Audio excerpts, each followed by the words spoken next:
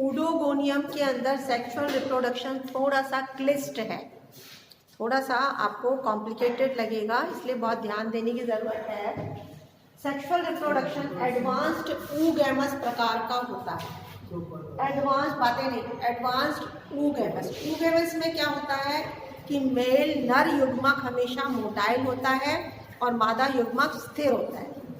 मादा युग्मक मोटाइल नहीं होता, तो मादा युग्मक तो एग कहलाता है और नर युग्मक कहलाता है एंथ्रोजोइड।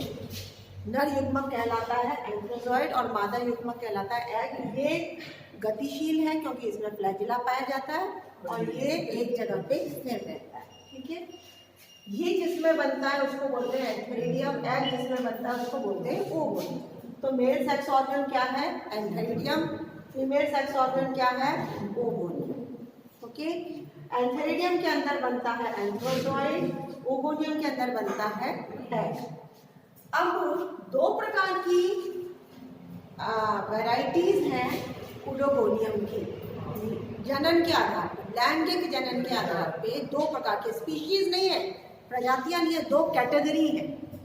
दो कैटेगरी हैं ऊडोगोनियम की, जिसमें इस कैटेगरी में भी बहुत सारी प्रजातियां आ सकती हैं और इस कैटेगरी में भी बहुत सारी प्रजातियां आ सकती हैं ऊडोगोनियम। ये दो कैटेगरीज किस आधार पर कैटेगरीज है? एक का नाम है मैक्रोएंड्रस स्पीशीज, स्पीशीज यानी बहुत सारी प्रजातियां, नैनेंड्रस स्पीशीज यानी बहुत सारी प्रजातियां किसकी? ऊडोगोनियम। ठीक है, तो ये दो कैटेगरी हो गई, कुछ तो आती है इसके अंदर और कुछ आती है इसके अंदर, इसके अलावा और कोई तीसरी वैरायटी नहीं। अब ये किस आधार पे है? ये दोनों जो सेक्स ऑर्गन्स है, ये नॉर्मल जो मैंने तंतुनुमा फिलामेंट आपको जो बताया था ऊडोगोनियम का, अगर नॉर्मल फिलामेंट पे बनते हैं कौन कौन? एंथेरिडियम और ओवोनियम। नॉर्मल साइज के फिलामेंट पे बनते हैं तो वो प्रजातियां कहलाती हैं मैक्रोएंड्रस प्रजातियां। मैक्रोएंड्रस प्रजातियों में एक ही फिलामेंट पे एंथेरिडियम और ओवोनियम दोनों बन सकते हैं, तो वो कहलाएगा मैक्रोएंड्रस मोनीशियस। सब लिखते जाओ साथ में। नॉर्मल फिलामेंट, इसका पहले तो आपको लिखना है कि नॉर्मल तंतु जो होता है, सिंपल जो मैंने आपको बताया, उसके ऊपर एंथेरिडियम और ओवोनिया बनती है। अब मैक्रोएंड्रस प्रजातियां दो प्रकार की है, मैक्रोएंड्रस मोनीशियस, मैक्रोएंड्रस डाइशियस। जब एक ही फिलामेंट में एंथेरिडियम और ओवोनियम बन रहा है तो वो बन गया मैक्रोएंड्रस मोनीशियस। और मैक्रोएंड्रस डाइशियस वो होता है जब एंथेरिडियम अलग अलग फिलामेंट पे बनता है और ओवोनियम अलग फिलामेंट पे बनता है। लिखते जाओ। मैक्रोएंड्रस मोनीशियस तो वो प्रजाति है जिसमें एंथेरिडियम ओवोनियम दोनों एक ही फिलामेंट के ऊपर बन रहा है। मैक्रोएंड्रस डाइशियस वो प्रजाति है जिसमें एंथेरिडियम अलग फिलामेंट पे बनता है और ओवोनियम अलग पे, लेकिन साइज वही नॉर्मल फिलामेंट की होगी। अलग अलग भी बन रहे हैं तो फिलामेंट की साइज नॉर्मल होगी, ये मैंने शुरू में ही बता दिया। तो ये हो गया मैक्रोएंड्रस प्रजातियां। ठीक है, फिर आता है नैनेंड्रस प्रजातियां। ये कभी भी मोनीशियस नहीं होती। मोनीशियस का मतलब एक ही तंतु पे एंथेरिडियम ओवोनियम कभी भी नहीं बनता है। जो एंथेरिडियम बनता है वो बहुत छोटे से तंतु पे बनता है जो 4 से 5 कोशिकाओं का होता है, ये लिख लो। इसके अंदर नैनेंड्रस प्रजाति, नैनो नैनो शब्द सुना है ना आपने? नैनो का मतलब बहुत छोटा। नैनेंड्रस प्रजाति में मेल सेक्स ऑर्गन क्या है? एंथेरिडियम। एंथेरिडियम किस पे बनेगा? बहुत ही छोटा फिलामेंट जिसकी साइज 3 से 4 कोशिकाओं की रहेगी बस, इसलिए उसको बोलते हैं बोना नर, ड्वार्फ मेल। बोना नर पादप वो होता है ड्वार्फ मेल। ठीक है, और जो फीमेल ऑर्गन ओवोनिया बनेगा वो नॉर्मल तंतु पे बनेगा, उसकी साइज नॉर्मल होगी। तो ये प्रजातियां वो हो गई जिसमें मेल ऑर्गन एंथेरिडियम से बिल्कुल एक बोने पादप पे बनता है और फीमेल हमेशा नॉर्मल पे बनता है। तो ये वाली प्रजाति हमेशा कैसे होगी? डाइशियस। इसमें कभी भी एक ही तंतु पे एंथेरिडियम और ओवोनियम नहीं बनेगा। ये वाली प्रजाति मोनीशियस भी हो सकती है और डाइशियस भी हो सकती है, लेकिन ये वाली प्रजातियां हमेशा कैसी रहेंगी? डाइशियस। इसका जो मेल सेक्स ऑर्गन एंथेरिडियम है वो हमेशा बोने नर पे बनेगा और फीमेल तो नॉर्मल पे बनेगा। तो ये दो कैटेगरीज विभाजित की गई हैं। ठीक है, अब हम देखते हैं एंथेरिडियम का निर्माण। पहले देखेंगे एंथेरिडियम का निर्माण किसमें? मैक्रोएंड्रस प्रजाति में, जिसमें नॉर्मल फिलामेंट के ऊपर बनता है। कोई सी भी कोशिका जिसके ऊपर कैप है वो उसका नया नामकरण हो जाएगा एंथेरिडियल मदर सेल। वो क्या कहलाएगी? Antheridial mother cell. इसमें एक सिंपल नॉर्मल विभाजन होएगा, एक छोटी कोशिका, एक बड़ी कोशिका। बड़ी कोशिका को बोलते हैं सिस्टर सेल, छोटी को बोलते हैं एंथेरिडियल सेल। इस एंथेरिडियल सेल में फिर से विभाजन होंगे, 2 से 40 कोशिकाएं बन जाएंगी। 1 2 3, मैंने 3 दिखाई है ना, ये 2 से 40 बन सकती हैं। नीचे वाली में कोई भी विभाजन नहीं होगा। तो ये एंथेरिडियल सेल के अंदर कितनी कोशिकाएं सिंपल विभाजन से बनेंगी? 2 से 40। और ये अब कहलाएंगे, पहले एंथेरिडियल सेल था, जब इसमें विभाजन हो जाएंगे तो प्रत्येक कोशिका कहलाएगी एंथेरिडियम। अब ये बन गया एंथेरिडियम। वही तो हम देख रहे थे, एंथेरिडियम का निर्माण हो गया। अब एंथेरिडियम से क्या बनते हैं? एंथ्रोजॉइड, नर युग्मक। अब इसमें प्रत्येक एंथेरिडियम में एक विभाजन होगा, जिससे 2 कोशिकाएं हो जाएंगी। अगर 40 थी तो कितनी हो जाएगी? 80। ठीक है।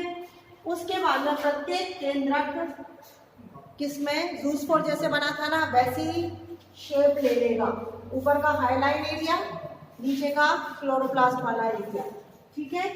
और उसके बाद में हर एक हाईलाइन एरिया के नीचे स्पॉट्स आ जाएंगे, छिद्र आ जाएंगे, बेसल ग्रैन्यूल। और प्रत्येक बेसल ग्रैन्यूल से क्या निकलेगा? फ्लैजिला। ठीक है। क्या निकलेगा? फ्लैजिला।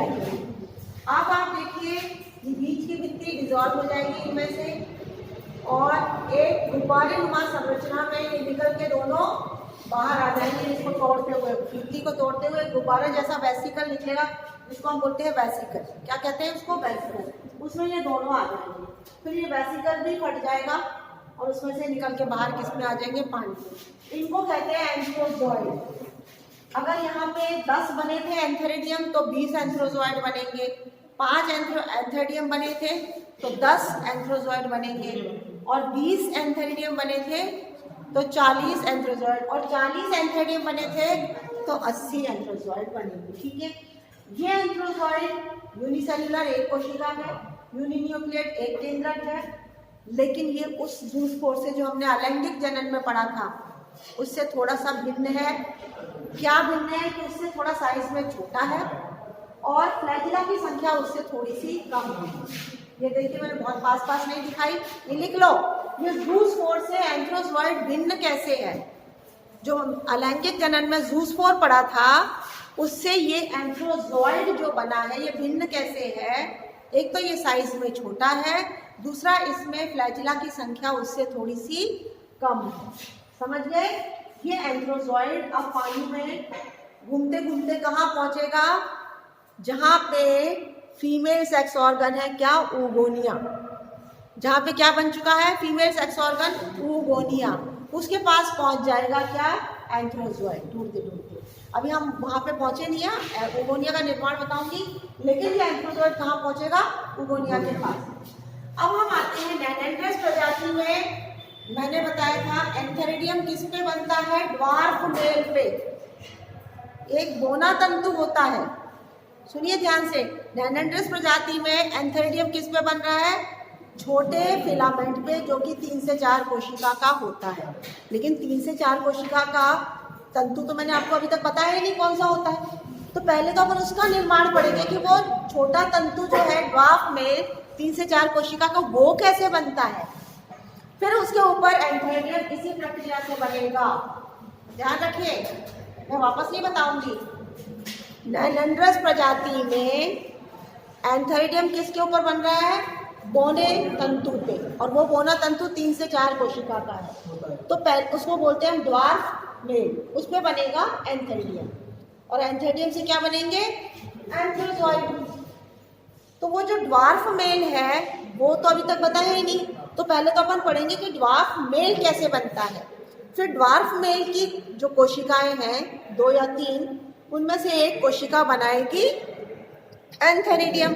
तो वो प्रक्रिया तो बिल्कुल सेम ऐसी ही होगी कि एक कोशिका बन गई, उसमें से एंथेरिडियम मदर सेल, फिर सिस्टर सेल एंथेरिडियम सेल, फिर ये उसकी 2 से 40 और उसके अंदर फिर क्या बन गई है? एंथ्रोजॉइड। वो प्रक्रिया तो सेम रहेगी, लेकिन ड्वार्फ मेल कैसे बनता है?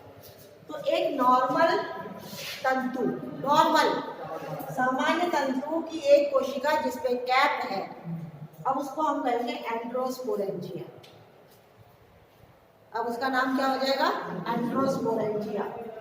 एंड्रोस्पोरेंजिया में वही विभाजन होंगे 2 से 40, ठीक है, और ये बन जाएंगे, ये भी एंड्रोस्पोरेंजिया ही कहलाएंगे। उसके बाद प्रत्येक एंड्रोस्पोरेंजिया के अंदर एक एक ही बनेगा एंड्रोस्पोर, 2 नहीं बनेंगे। अंतर देखो क्या बनेगा, एक एक बनेगा एंड्रोस्पोर। निकल के आया, वही शेप है, सब कुछ वैसा का वैसा है। एक एक एंड्रोस्पोर निकल के विभाजन करके बनाएगा 3 से 4 कोशिका का ड्वार्फ मेल।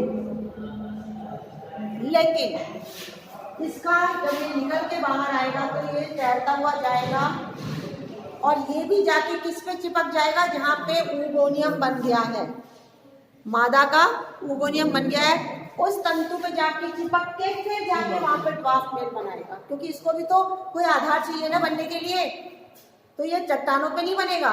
ड्वार्फ मेल कहाँ जाके बनता है? उस तंतु पे जिसमें ऊगोनियम बन चुका है, उस तंतु के ऊपर जाके चिपकेगा। ईडोगोनियम के उसी तंतु पे जाके चिपकेगा जिसपे क्या बन गया है? ऊगोनियम।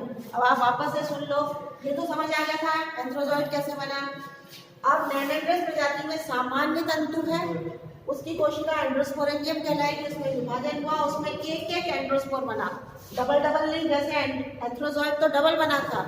एंड्रोस्पोर का निर्माण होगा वो एक कोशिका में केवल एक। ये जितने में निकलेंगे उतने ड्वार्फ मेल बना देंगे ना ये।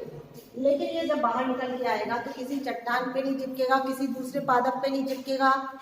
ये जाएगा किसकी खोज में? केमिकल अट्रैक्शन होता है, जहाँ पे नॉर्मल तंतु पे ऊगोनिया बन चुका है, उस तंतु पे जाएगा और जहाँ ऊगोनिया बना है उसके जस्ट नीचे वाली कोशिका पे चिपक जाएगा और वहां पे ये होल्ड फास्ट बनाएगा और 2 से 3 कोशिका बनाएगा। ये बन गया ड्वार्फ मेल। समझ गए? तो ये कहाँ चिपका हुआ है? उस तंतु पे जिसपे ऊगोनिया, वहां जाके ये एंडोस्पोर बनाएगा ड्वार्फ मेल। इस ड्वार्फ मेल की फिर एक कोशिका जिसपे कैप लगा हुआ है, वो इसी तरीके से डिवाइड करके क्या बनाएगी? एंथ्रोजॉइड। तो ये वही नैनोड्रेस प्रजाति पे बनने वाला, ड्वार्फ मेल पे बनने वाला एंथ्रोजॉइड। ड्वार्फ मेल का जो कोशिका है, एक कोशिका किसी तरह बिहेव करेगी, एंथेरिडियल मदर सेल, तो ये पूरी प्रक्रिया होगी। लेकिन ये किस पे हो रही है? फिर इस कोशिका में हो रही है और फिर उससे क्या बन जाएंगे? एंथ्रोजॉइड। तो ये कहाँ पे हुआ? नैनोड्रेस प्रजाति के अंदर। समझ गए? देखिए अब पढ़ेंगे formation of oogonia, female sex organ. इसका निर्माण मैक्रेंड्रस और नैनोड्रेस दोनों प्रजातियों में सेम होता है, ठीक है, बिल्कुल सेम होगा। कोई सी भी कोशिका जिसपे कैप सेल है उसका नाम हो गया ऊगोनियल मदर सेल। इसमें विभाजन हुआ, ऊपर वाला बना ऊगोनियल, नीचे वाला बना सपोर्टिंग सेल। अब इसमें और कोई विभाजन नहीं होगा। जैसे एंथेरिडियल सेल में तो 2 से 40 बने थे ना, एंथेरिडियम के निर्माण चाहे मैक्रेंड्रस है चाहे मैनोड्रेस है। इसमें ऊगोनियम में अब कोई विभाजन नहीं होगा, इसमें केवल इसकी गोलाई बढ़ेगी, ठीक है। नीचे वाला सपोर्टिंग सेल दोबारा से ऊगोनियम की तरह काम कर सकता है, मतलब इसकी तरह ऊगोनियल मदर सेल की तरह काम करेगा। तो एक और विभाजन होगी, ये ऊगोनियम बन जाएगा, नीचे का वापस सपोर्टिंग सेल का हो सकता है और नहीं भी हो सकता। ऊपर वाला ऊगोनियम बना, नीचे वाला क्या बना? Supporting cell. हो सकता है ये सपोर्टिंग सेल वापस से किसकी तरह काम करे? ऊगोनियल मदर सेल की तरह, और इसमें फिर से ऐसे विभाजन हुए, ऊपर का ऊगोनियम और नीचे का फिर से सपोर्टिंग सेल। तो लाइन से 2-3 ऊगोनियम आपको नजर आ सकते हैं, गोले गोले लाइन से 2-3 नजर आ सकते हैं। एक से ज्यादा ऊगोनियम भी बन सकते हैं लाइन से। किस केस में बनते हैं? जब सपोर्टिंग सेल किसकी तरह काम करने लगेगा? ऊगोनियल मदर सेल। अब ये जो ऊगोनियम बना है इसमें बहुत ज़्यादा मात्रा में खाद्य पदार्थ संचित हो जाता है। इसमें क्लोरोप्लास्ट है, ये वाला एरिया ट्रांसपेरेंट है जिसको रिसेप्टिव स्पॉट कहते हैं। यहाँ से एंट्री होती है किसकी? एंथ्रोजॉइड की, नर युग्मक की एंट्री यहाँ से होगी। अब मैंने बताया था ना कि वो जो एंड्रोस्पोर बना था उसने क्या बनाया था? Dwarf male. वो एंड्रोस्पोर तैर करके आएगा इस तंतु के पास जिसपे ऊगोनियम बन चुका है और यहाँ चिपक जाएगा और चिपकने के बाद क्या बनाएगा? Dwarf male. ये तो बताया था ना मैंने।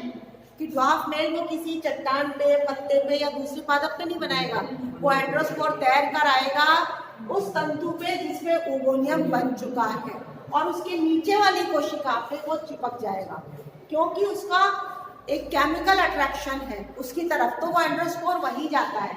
और यहाँ से चूंकि वो केमिकल निकल रहा है इसलिए उसके पास ही जाके चिपकेगा, कहीं दूर भी नहीं जाएगा, पास में चिपका वो एंड्रोस्पोर, और उसने क्या निर्माण कर दिया, ये ड्वार्फ मेल। और इस ड्वार्फ मेल की कोशिका कोई एज कैसे कहलाएगी, एंथेरिडियल मदर सेल, फिर उसमें बनेंगे एंथेरिडियम 2 से 40, फिर या कम भी हो सकते हैं, और प्रत्येक एंथेरिडियम में फिर विभाजन होकर 2-2 एंथ्रोजॉइड। तो नैनेंडर स्पीसीज में ड्वार्फ मेल के ऊपर एंथ्रोजॉइड, ये एंथ्रोजॉइड का निर्माण हुआ, यहाँ पे ये एग का निर्माण हो गया। अब आएगा यहाँ पे फर्टिलाइजेशन। फर्टिलाइजेशन की जो प्रक्रिया है उसमें से ड्वार्फ मेल में से निकला एंथ्रोजॉइड अगर नैनेंड्रस प्रजाति है, और अगर मैक्रेंड्रस प्रजाति है तो ये वहाँ पे नहीं होगा ड्वार्फ मेल, ओगोनियम होगा, और एंथ्रोजॉइड तैर करके आ रहा है। समझ गए? अगर कौन सी प्रजाति है, मैक्रेंड्रस, तो आएगा यहीं पर इसी जगह पे चिपकेगा एंथ्रोजॉइड, प्रवेश करा देगा अपना केंद्रक अंदर। ये हो गया मेल न्यूक्लियस, ठीक है, और ये हो गया एग न्यूक्लियस।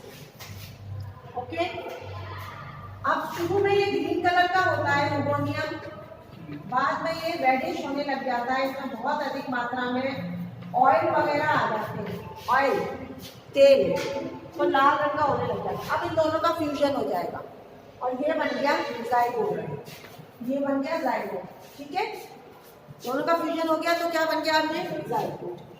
अब जाइगोट रेडिश कलर का है, ग्रीन कलर कम हो जाएगा, क्लोरोप्लास्ट कम होता जाएगा और खाद्य पदार्थ इसमें बढ़ता जाएगा।